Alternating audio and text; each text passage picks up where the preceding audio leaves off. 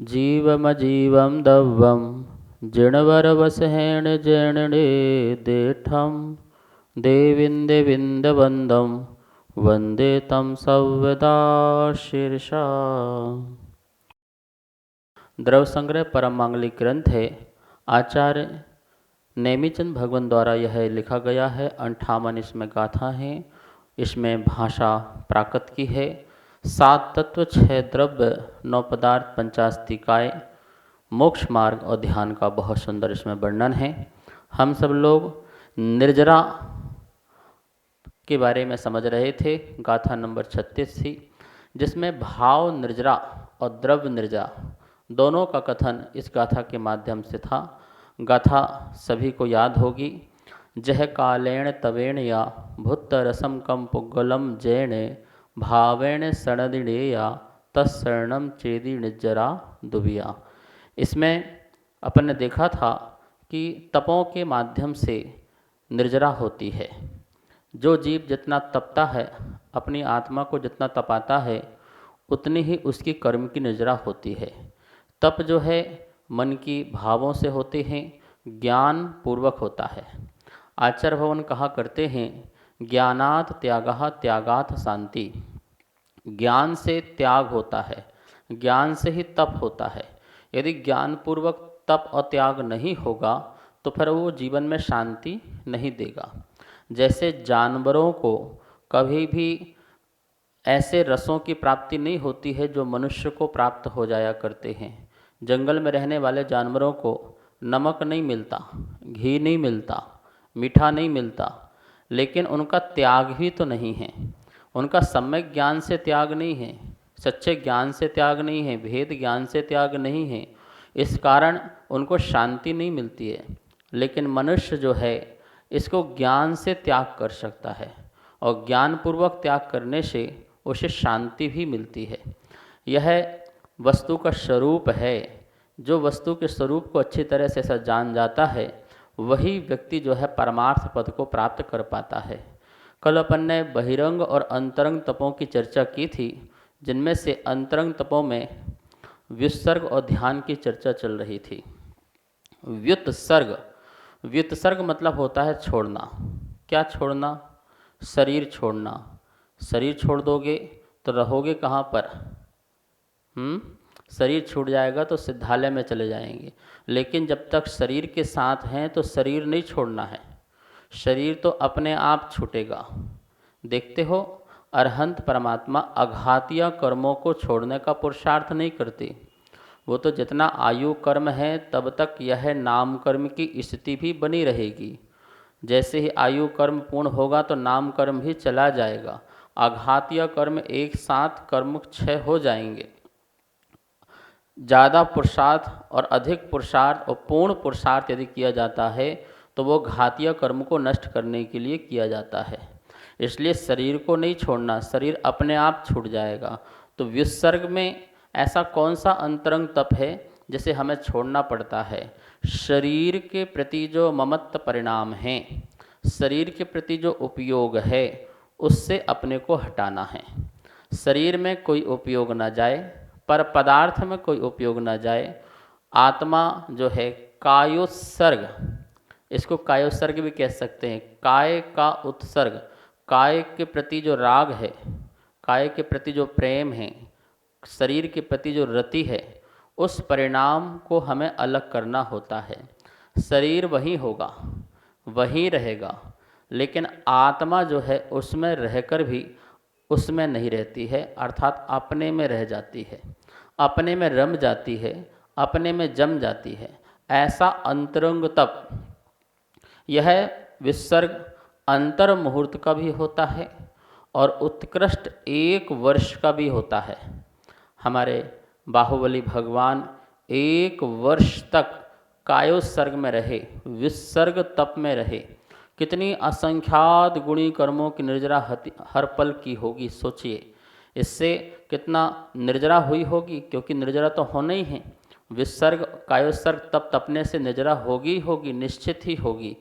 तो बाहुबली भगवान की भी किस प्रकार से कितनी निर्जरा हुई होगी। 1 वर्ष तक जो उत्कृष्ट कायोत्सर्ग मुद्रा में खड़े रहे, एक स्थान पर खड़े रहे और अपने आत्मा में रमे रहे। विकल्प कसाय संबंधी आते हैं और चले जाते हैं, यही पूरे समय चलता है, लेकिन जब कषाय समाप्त हो जाती है तो फिर अरहंत पद को प्राप्त हो जाते हैं। ये निर्जरा कितनी सुंदर है कि हम जो है कायोत्सर्ग मुद्रा करें। लोग कायोत्सर्ग में क्या करते हैं, नमोकार मंत्र पढ़ने लगते हैं, नमो रिहंताणम, नमो सिद्धाणम, नमो आर्य, नमो उज्जैन, नमो लो सब श्रावणम, ऐसे 9 बार नमोकार मंत्र पढ़ा, कहते हैं एक कायोत्सर्ग करो, 2 कायोत्सर्ग करो और नमोकार मंत्र पढ़ने लगते हैं। कायोत्सर्ग के बारे में कहा गया है कि शरीर से ममत्व छोड़ना है, तो उस समय फिर हम क्या करें। तो उस समय टीकाकारों ने कहा है कि उस समय आप शुभ विकल्प कर लो।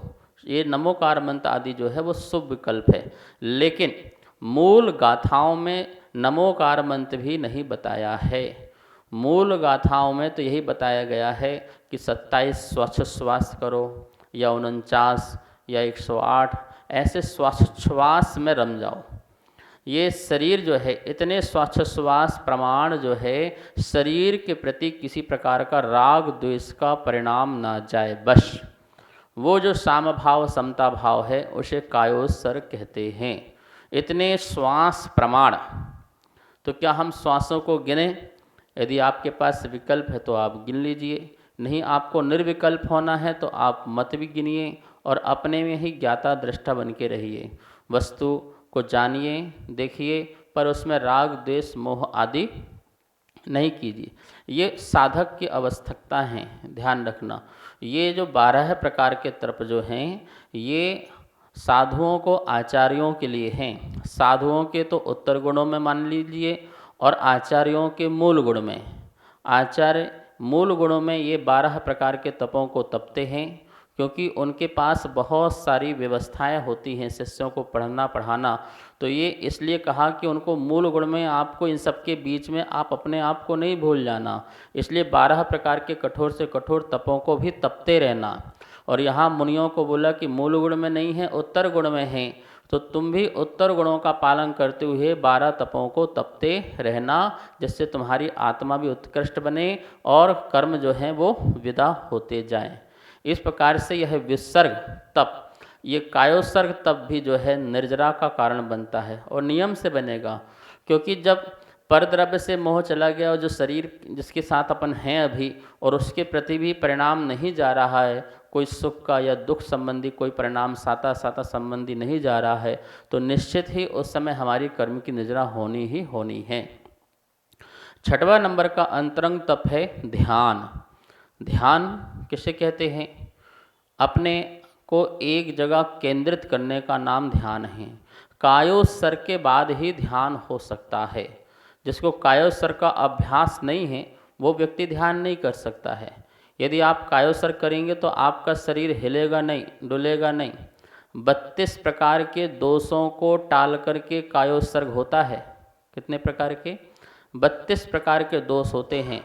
आँखें चलाना, भौं चलाना, ओंठें चलाना, जिह्वा चलाना, सिर हिलाना, हाथ हिलाना, उंगलियां चलाना, ये किसी प्रकार से नहीं। शरीर को आगे पीछे करना और सीना को बाहर करना, गर्दन को झुकाना, पैर हिलाना, भौं हिलाना, ये किसी प्रकार से नहीं होना चाहिए। इशारे करना, हुंकार करना, ये ऐसे 32 प्रकार के दोष बताए गए हैं। इन 32 प्रकार के दोषों को टालकर ही कायोत्सर्ग होता है। इसका ये मतलब हो गया कि आपकी बिल्कुल शरीर की स्थिरता हो गई। शरीर का कुछ भी अंग जो है यहाँ वहाँ जो है प्रवृत्ति नहीं करेगा, बिल्कुल ठूठ की भांति जो है बिल्कुल स्थिर हो जाएगा। जैसे पाषाण है, पाषाण हिलता डुलता नहीं है, बिल्कुल सीधा एक स्थान पर पड़ा रहता है। ऐसे ही यह शरीर भी बिल्कुल आपके आत्मा की शक्ति से बिल्कुल यह स्थिर रूप रहे। इस प्रकार से कायोत्सर्ग होता है। और जिसको कायोत्सर्ग का अभ्यास होगा वही व्यक्ति आगे जाके ध्यान कर पाएगा। क्योंकि ध्यान अंतिम स्थिति दी गई है, तो ध्यान में तो एकाग्रता चाहिए, ध्यान में तो चिंतन चाहिए, स्थिरता चाहिए है। इसलिए ध्यान की स्थिति अंत में दी गई है। ध्यान का मतलब है एक वस्तु में, एक आत्मा में या एक भगवान की वाणी में केंद्रित हो जाने का नाम जो है ध्यान है। उस ध्यान के माध्यम से कहते हैं समस्त कर्म नष्ट होते हैं। यदि किसी को मोक्ष की प्राप्ति होती है तो बहिरंग तप के अलावा अंतरंग तप का जो अंतिम तप है वो ध्यान है, उसके माध्यम से होती है। तो अच्छा है ना हम ध्यान ही करें, फिर बहिरंग तप करने की क्या ज़रूरत है? बोले नहीं, बहिरंग तप भी जो है साधन बनते हैं, निमित्त बनते हैं। यदि हमारी इंद्रियां आसक्ति बढ़ती रहेंगी तो हम ध्यान में नहीं जा पाएंगे। इसलिए बोलते हैं बहिरंग तप भी होना बहुत ज़रूरी है। बहिरंग तप से हमें विरक्ति आती है। क्या आती है? विरक्ति आती है। अंतरंग तप से वैराग्य और वीतरागता आती है। तो विरक्ति और वीतरागता ये दोनों प्रकार के तपों से हमें प्राप्त हुआ करती है। तो ध्यानाग्नि सर्व कर्माणि भस्मसात कुरुते क्षणात्। ध्यान रूपी अग्नि से सर्व कर्म जो हैं भस्मसात कुरुते क्षणात्, क्षण भर में सभी कर्म जो हैं भस्म हो जाते हैं। जैसे लकड़ी जलकर के राख हो जाती है, ऐसे ही समस्त कर्म भी भस्म हो जाते हैं। इसका मतलब है अपनी आत्मा से छूट जाते हैं, अपनी आत्मा से अलग हो जाते हैं। आचार्य कुंद भगवान कहते हैं कि नाणेन झाण सिद्धि, झाणेन मोक्ष सिद्धि। दो बातें कही। नाणेन झाण सिद्धि, ज्ञान से ध्यान की सिद्धि होती है। यदि आपके पास ज्ञान नहीं है तो ध्यान नहीं हो सकता है। सत्य बात तो यह है कि ज्ञान में ही रमने का नाम ध्यान है। जैसा वस्तु का ज्ञान है, जैसा वस्तु का स्वरूप है, उसी वस्तु के स्वरूप में रमने का नाम ध्यान है। ध्यान कोई अलग चीज़ थोड़ी है कि कोई अलग चीज़ हो, नहीं। ज्ञान की सततता का नाम ही ध्यान है। ज्ञान जैसा सम्यक ज्ञान है, उसी सम्यक ज्ञान के ज्ञान में जब आत्मा रमती है, जमती है, तो ध्यान होता है। ठीक है। मति ज्ञान, शुद्ध ज्ञान, अवधि ज्ञान, मना परय ज्ञान, केवल ज्ञान, ये 5 प्रकार के सम्यक ज्ञान कहलाते हैं। जो ज्ञान में रम जाता है उसी को ही ध्यान की सिद्धि हुआ करती है। ज्ञान ही तो जो है पर पदार्थों से हमें भिन्न करता है। ज्ञान ही तो हमें परिग्रह से मुक्त करता है। ज्ञान ही संसार के आसक्ति से दूर करता है। ज्ञान से ही सौ पर भेद विज्ञान प्रकट होता है। ज्ञान से ही आत्मिक सुख की प्राप्ति होती है। ज्ञान से ही मोह आदि का अभाव हुआ करता है। क्या कभी अज्ञानता में मोह का अभाव होता है? नहीं। सम्यक ज्ञान, समीचीन ज्ञान, प्रामाणिक ज्ञान से ही मोह का अभाव होता है। सबसे पहले मोहनी कर्म नष्ट होता है। वह मोहनी कर्म भी यदि अलग होता है तो भेद ज्ञान के बल से अलग होता है। तो आपने देखा भेद ज्ञान ध्यान की सिद्धि करता है। बिना ध्यान की सिद्धि बिना ज्ञान से नहीं हो सकती है। और आगे कह रहे हैं कुंद स्वामी, झाणेन मोक्ष सिद्धि। ध्यान से फिर मोक्ष की सिद्धि होती है। ये क्रम है, ज्ञान से ध्यान और ध्यान से मोक्ष है। तो आत्मा जब शुद्धोपयोग की दशा में अपने शुद्ध स्वभाव में आती है, शुद्ध स्वभाव राग द्वेष के अभाव का नाम शुद्ध स्वभाव है।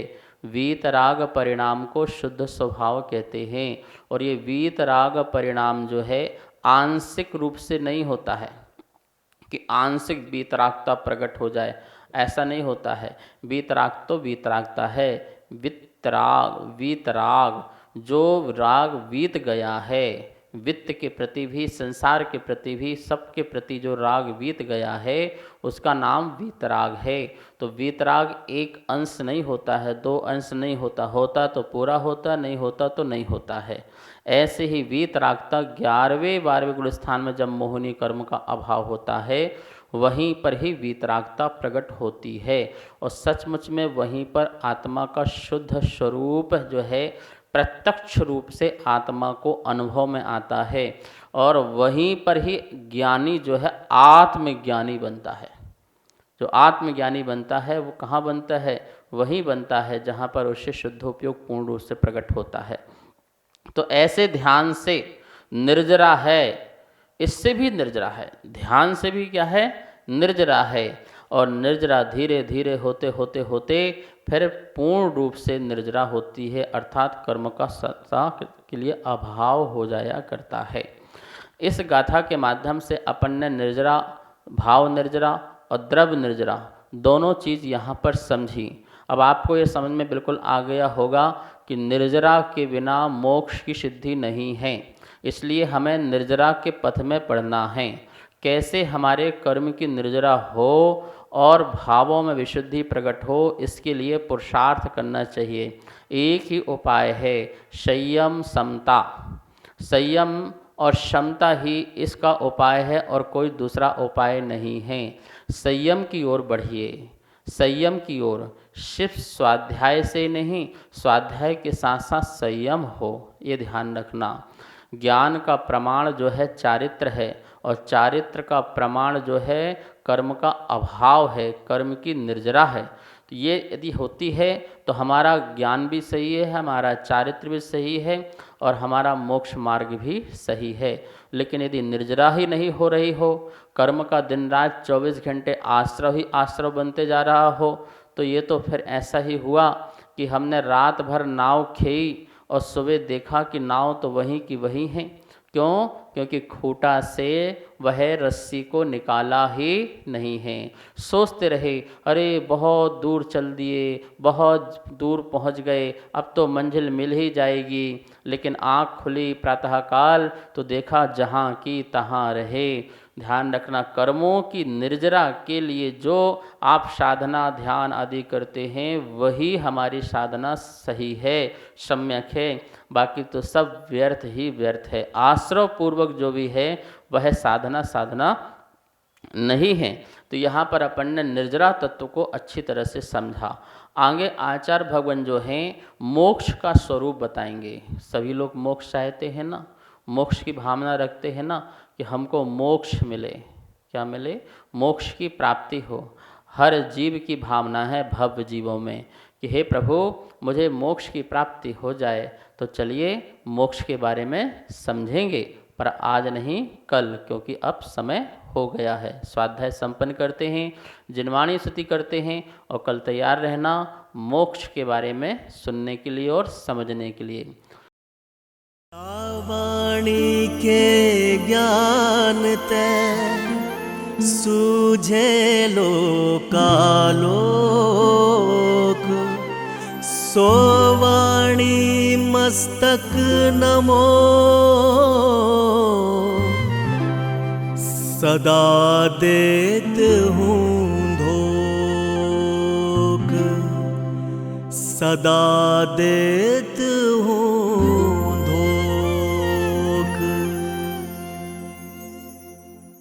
सबको बहुत बहुत मंगल आशीर्वाद।